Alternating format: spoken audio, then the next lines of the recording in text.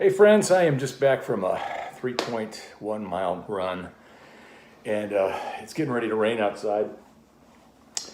And I've been thinking for the past couple of days about my good friend and former colleague, Ken Bode. I found out Saturday that, I think maybe it was Friday, that Ken has passed away.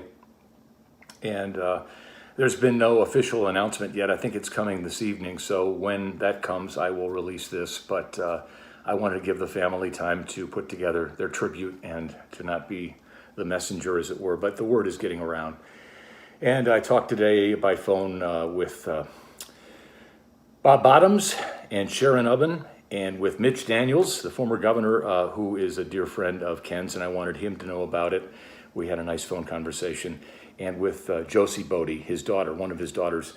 Ken, I just wanted to share a few quick stories because, when people pass away, a lot of really rich stuff goes with them. And Ken was an incredibly rich guy in terms of his life and in terms of his friends, his experiences, but his impact. He was, for those of you who don't know, was a political correspondent on NBC and then CNN. CNN coverage of Election 96. Live from CNN Center, here are Bernard Shaw, Judy Woodruff, Bill Schneider, and Ken Bode. We haven't mentioned yet Ross Perot. Let me just tell you right now briefly that he is pulling in the high single digits basically across the country, a little bit in the low double digits here and there. And nationally respected, the friend of many world leaders, including all the presidents he covered. Not always their best friend, because Ken could be tough and sometimes adversarial, but he understood the role of the journalist was to ask the tough questions and leave the nice guy stuff for the side conversations at cocktail parties. But I first encountered Ken face-to-face it was either the fall of 1989 or the early 1990. He had just come to DePauw to be the inaugural head of the Pulliam, was then just the Center for Contemporary Media. And he had a basement in the bowels of Asbury Hall. It was or I'm not even sure they use that area of the building anymore because they had some issues down there.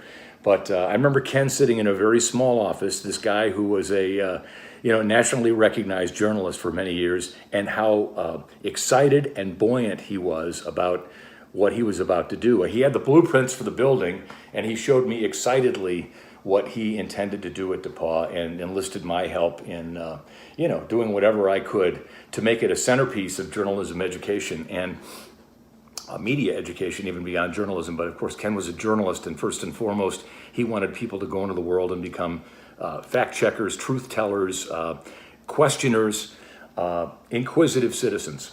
So that was my first encounter with Ken, and I thought, my God, DePauw has really landed a plum. And Mitch told me on the phone today, I should call him Governor Daniels. Welcome, Governor Mitch Daniels, to DePauw. He and Ken go back to Washington, Ken's Washington days. And when Mitch came back to work for Lilly, he and Ken stayed in touch. And Ken called him one day and said, I hear there's a school in Indiana that's about to launch a media center. He didn't know which one. And Mitch did the calling around, and it turned out it was DePauw. So he called Bob Bottoms and said to him, don't even do a search. I've got the guy for you. And how lucky was DePauw to get Ken Bode. And the students he taught to this day speak so reverently of the experience. And, really, what an opportunity to have a nationally recognized correspondent who was still a relatively young man at that time. He had to be, 50, maybe? 48, come to DePauw University, put his career aside, and work with young people. And what he did at the Media Center was amazing. They were actually creating pieces for CNN. Those students got an amazing education. And they would, to this day, blindfoldedly cross a highway for Ken Bode because they love him so much. That's the first thought I have. The second thing is, and I name check Bode at least once a week, because he said one of the things, maybe the thing, that I think the most about as I think about the state of the Republic. And he would always say in presentations, and sometimes even in conversation, that America lost its way when we eliminated the draft. That somehow this sense of sacrifice that many of us were raised with, and the draft ended just as I turned like 13, 14, but when I was a 9, 10, 11-year-old kid, I had great fear that my number was going to be called, and not because I wasn't anti-service, but you're at that moment you are stepping up, or you're leaving the country, and we don't have that anymore. And I think there's a sense of imbued sacrifice you have when you're born with the idea that your country can call upon you at any time, and you can push back, but you can't live here anymore.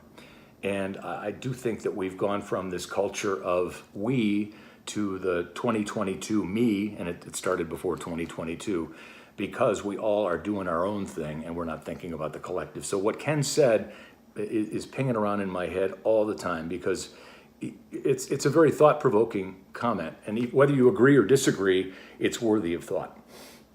And finally, Ken was, on top of being sometimes irascible, sometimes argumentative, always curious, always probing, always challenging, he was a funny guy. And I want to say it was 2015 or 16 for the Super Bowl. He sent out an email to all of his friends in DePauw. The big ad in the Super Bowl that year was a little Dalmatian puppy, and everybody loved it. Everybody said it was the great ad of the Super Bowl that year. Well, Ken sent an email around after the game and said that the puppy was his. And it was an essay. It wasn't just a little note. And he explained how the puppy came into his life, and how the puppy was discovered by the ad agency, and then how Budweiser used the puppy, and what was in the future for the puppy. And this thing got shared around to the point where I had faculty members and people on campus saying, Ken, this is a great story. This needs to be in the Indianapolis Star. So I pitched it to the Indianapolis Star, and I'll be damned, they ran it. Well, I get back to my office. It's in the paper that day. It's getting a lot of buzz. And it's a great story. This professor who had left Indiana, but he had Indiana ties, was the owner of this puppy that was the buzz of the nation because it was the hot Super Bowl ad. My phone is going, bling, bling. I could tell this guy's, it kept ringing, and I was down the hall. I went and picked it up, and it was Bode, and he was half exasperated and half just uproariously laughing. I couldn't tell at first whether he was mad at me. I don't think he was mad. He was bewildered how this thing had wound up in the newspaper. And I said, well, Ken, it was a great story, and everybody here is talking about it, and so we shared it. And he goes, yeah, but Ken, the problem is it's a joke. Don't you get it? And I said, what do you mean it's a joke? And he said, oh, I left all kinds of clues in that note that the dog, that's not my dog, and I just made it up. And I told him, Bode, I'm pretty stupid, so I understand that I could be duped. But you got a lot of PhD friends that went for it too and wanted me to pitch it to the Indianapolis Star. So in the course of about 5 hours, that story went from being this great feature, which was prominently in the Star, it might have been on the front page even, to they went back and rewrote the story saying, Emily Latella, never mind. And I was quoted in it. I think it still exists on the Star's website, and the Greencastle banner graphic had it as well. But anyway, I've been going for a while. I just wanted to say, as I look out, the sky is crying now, and that's fitting. We've lost a good friend, a good man, a good patriot. Ken Bode really cared about America, and a lot of things in America ticked him off, and he wasn't slow to point them out to people. We need more Ken Bodes. I miss Ken Bode. I know Ken's students miss Ken Bode. I know Ken's colleagues loved being around him.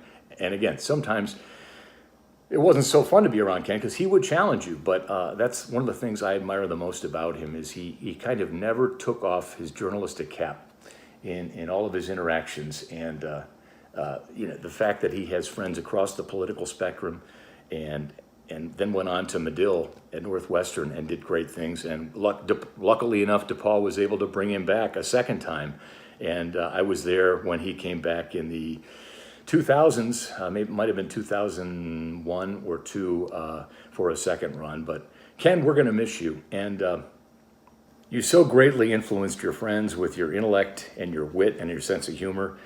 You had a major impact on college students in Illinois and Indiana and the many others who connected with you over the years. You showed them the way to be a good journalist, to be accountable, to not run from tough questions, and to keep asking the question when you don't get the answer. And you certainly made this nation stronger and better, because we need that kind of person in the role that you had for so many years. And we don't have nearly enough of them these days. I'm not sure we have anyone of your ilk. So from a friend who will always carry these great memories, I just wanted to say, thanks, Ken.